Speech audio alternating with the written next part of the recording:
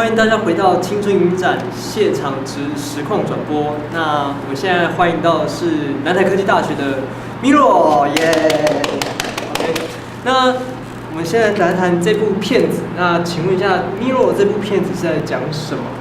我们主要讲的是现在社会比较多是小家庭，是，然后父母都会在工作，所以小朋友就比较疏于照顾。是，在这个理念之下，才把我们动画想出来的。哦，了解。那我们现在聊一下。那我们在谈这一部米洛作品的时候，其实我们看里面，它其实非常的像异世界，那抽象。那请问你们当初为什么会想到这样子的一个故事？其实当初想的是，小朋友的世界可能跟大人想的不太一样。是，在这方面，他们可能就是堕落进他们的欲望的时候，可能就像是堕落到了一个新世界一样。在这里面可能发生的就是他们思考的是很奇幻的，像城堡啊什么的，在我们眼里可能看起来只是一个糖果堆，在他们眼里可能看起来就是一个糖果组成的城堡。在这样的情况下，我们就干脆把他们世界做成了一个镜中世界，是一个非常奇幻，而且跟大人是完全隔绝的地方。OK， 那其实蛮意外的是，一般的大学生为什么会想是有什么样的经验让你想到这样子的一个，想走这样子一个题目？其实在这方面的话比较多，我们其实是从我们自己的角度方面想的。从组员吗？对，因为其实像是我的家庭的话，其实我就是出生于双薪家庭，因为我就是这个家庭长大的，所以我一开始身为导演，我们就比较趋向于像这种趋势。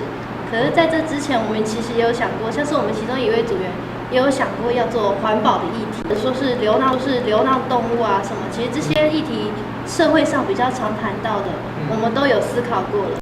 只是最后我们根据还是亲身经历方面了解。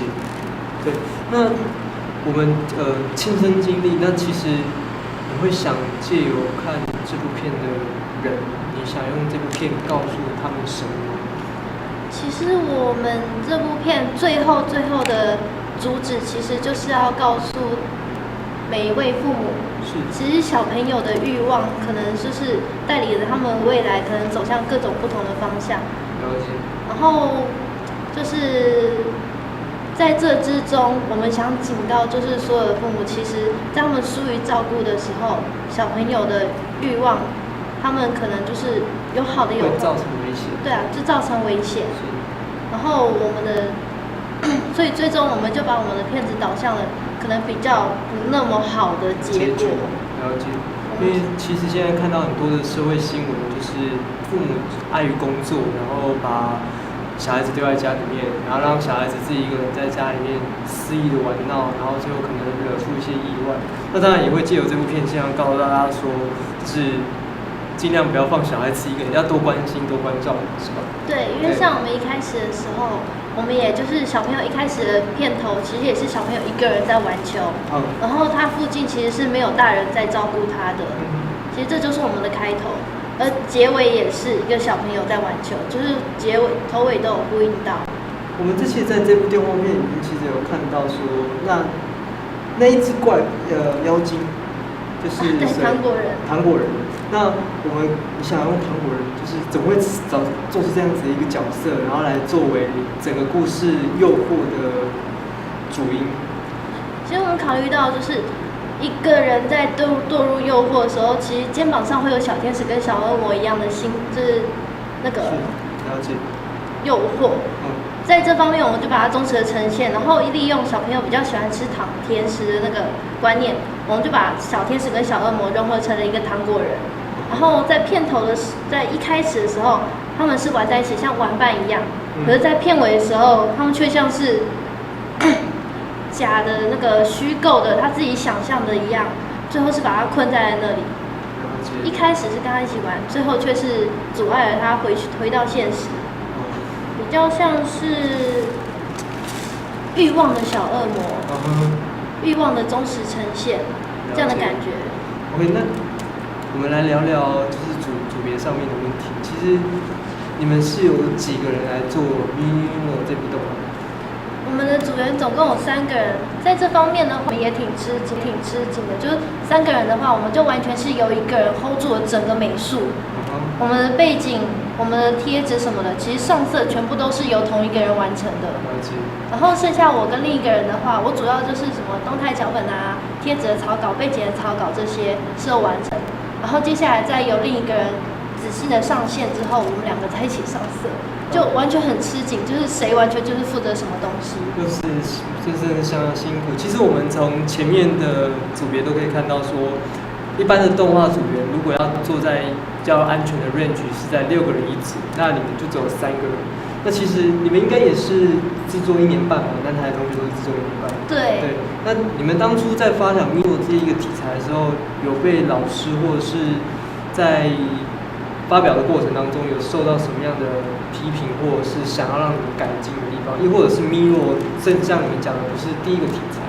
那这整个演变从一开始到最后的过程是大概是怎么样子？其实一开始我们这组是没有在第一时间找到指导老师，所以其实比较困苦一点，在故事发想的方面比别人好像慢了一大截。是。当别人都已经准备到动态脚本的时候，我们的分镜还在不断的在审查的地方，就是打回票。这方面我们其实想故事想的反而最长的时间，对我们来说后面的制作辛苦反而没有前面想故事的困难。这跟其他人可能就比较不一样，因为我们是根本就是故事想不出来。而且我们这一组完全就是因为人少，所以一方面组员之间的争执就是谁想要做什么东西也少，可是相对的我们组员比较有个性一点，每个人想做的事情都比较相差有点远。像是一开始我跟另一个人都完全想做直偶，然后另一个人却觉得他擅长的是2D。直偶是什么意思？就是偶动画吗？比较偏向偶动画。半2D这样子。对。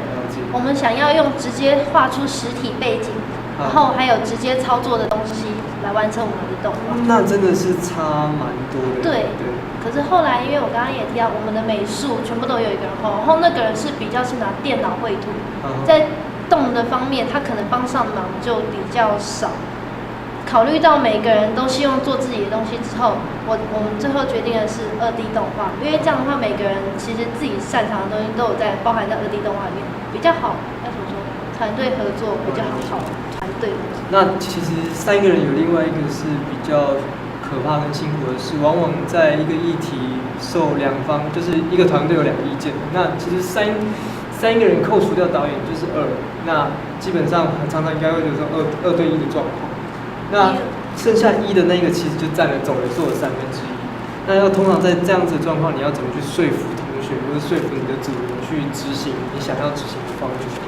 其实这个方面就真的是我上大学之后学到最多的，应该就是现在当导演这个工作。因为其实像是说真的，我们组真的常常两方持完全不同的意见。这是很多组别都会遇到的问题。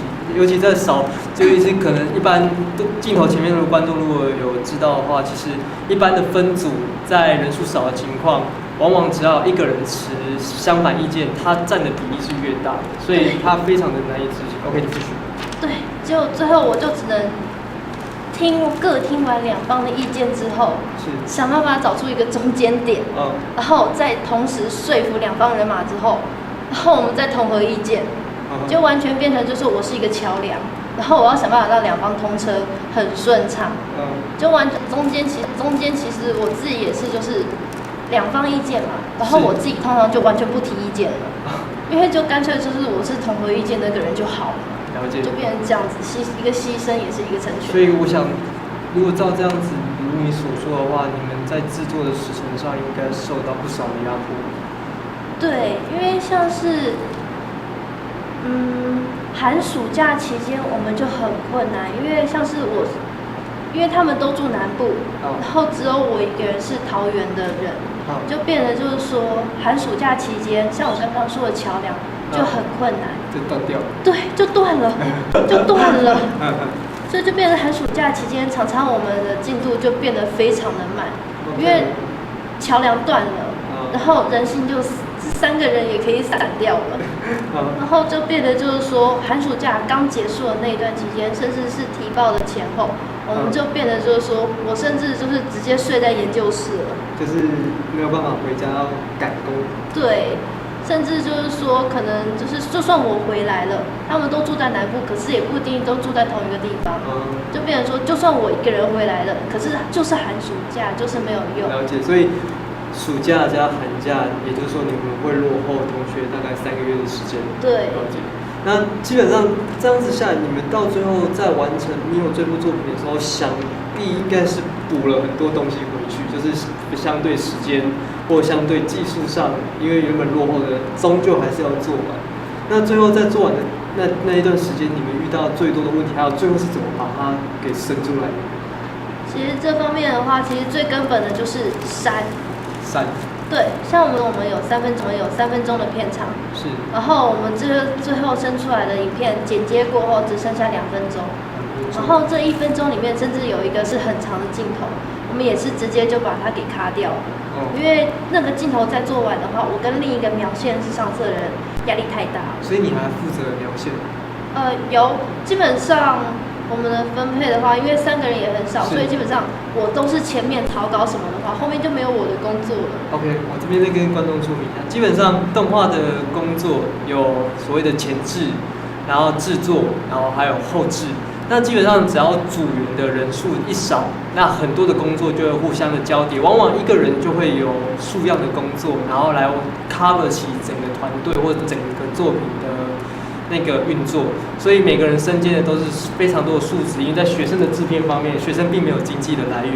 那这样一下来吃紧的时候，就会造成说每个人的工作量大，然后又必须在一定的时间做完，所以往往学生做的动画片秒数都不会太长，就是因为制作工时非常的长，然后工作量也非常的大，而且没有金源的那个援助，所以才会说动画制作是非常的辛苦。那我们也这样看，藉由这样采访才知道说，动画真的很痛，非常辛苦。那所以在后期是有制作完成的吗？就是在经由删减之后，对。有，我们最后是有整个动画基本上都有串成，因为对啦，刚刚也说了，所以我基本上草稿。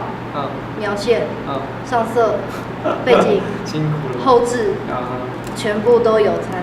然后甚至后置，因为我们组里面 A1 比较不擅长，所以组里面甚至后置全部都是我一个人啊。不过相对的音乐就是负责另一个人负责。是，一定是互补的状态，因为每个人难免都有自己比较不会的地方。对，所以相对因为我是后置，所以我可以清楚就是说，虽然我们没有把所有场景做完，可是我把它串在一块了，而且经过就是那个时间上的调配之后，我们影片可以说有完成。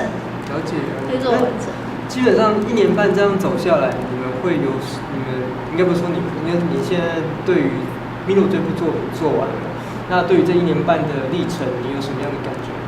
该怎么说？收获啊，或者是任何印象深刻可以提的。我刚刚听到你提这个问题，我第一个想到是毕业制作，这是一个考验友情的游戏啊。对，其实对，就是应该如果现在有看直播的人都会有共识的是，毕业制作因为要一起共事1年甚至更久，那其实一般都不会太建议说让朋友在一组里面，因为好就择好，然后坏就极坏，可能到最后毕业之前朋友都做不太成，所以才会有像刚刚同学说的，就是考验友情。OK， 你继续。因为我自己这样说的原因，就是因为我就是那个好朋友都在一起的，就变成就是说我常常原本我是2个人的好朋友，可是当2个人就是不合的时候，我就变成就是说我2头大，我就没办法就是只听其中一个，就绝对没办法的事情，然后就变成就是说我们组里面其实也有经过争吵，什么都经过。那一定的好的作品争吵来弄起来，对，那到最后到目前。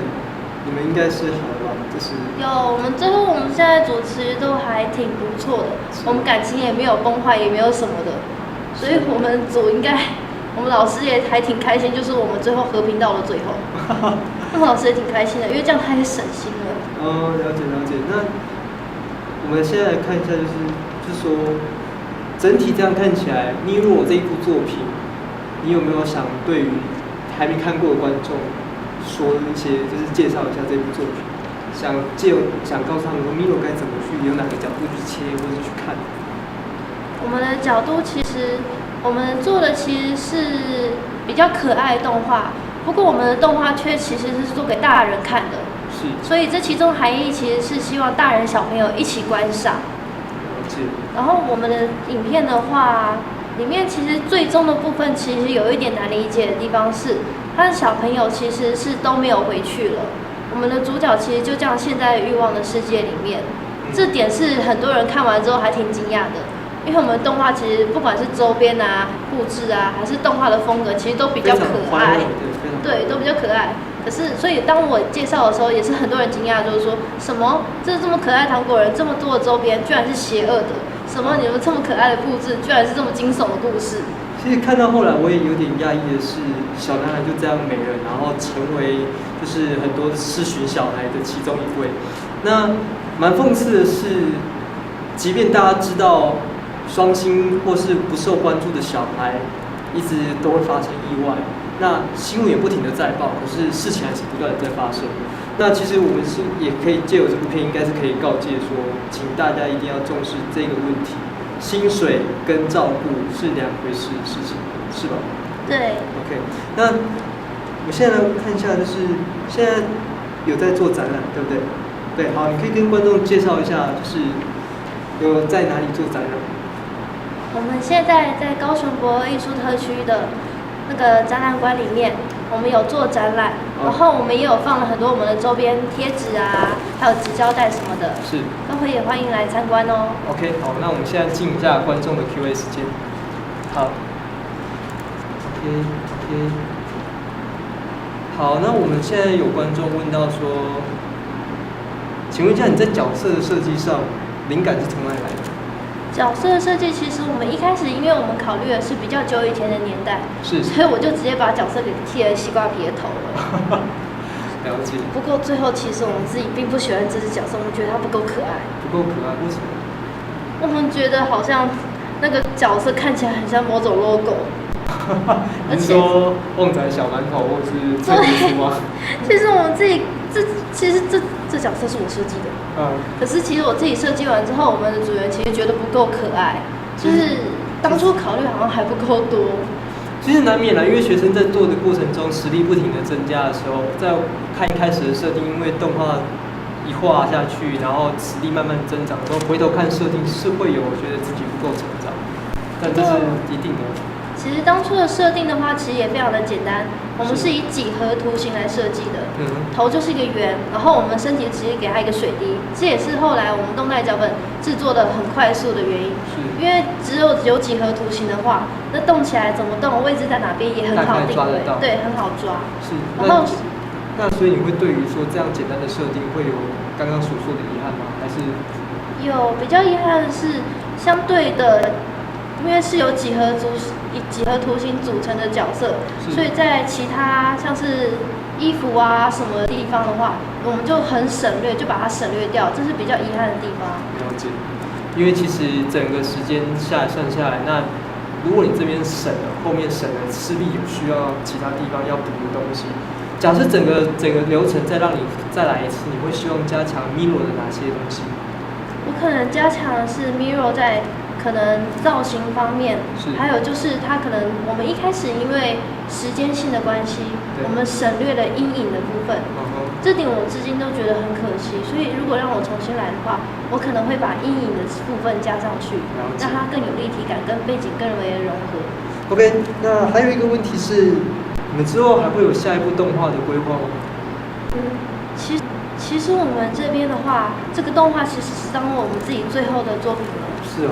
对，因为我们自己其实，在之后可能都没有在做动画的打算。了解，因为毕竟人各有志，对。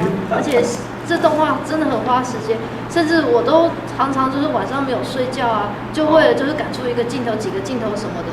而且中间那2分钟的影片，说实在的，里面删掉的镜头啊，里面当初动态脚本就已经删掉镜头啊，里面分镜的时候就已经删掉镜头啊。其实现在想来都觉得，我天哪！现在想来都已经觉得就是说，这些以前就是让我再做一次这些动画的话，会很痛苦，是吧？会。但结果是好的，其实我就觉得可以当做自己历练，即便未来不走这一条路，那它都是一个经验。对。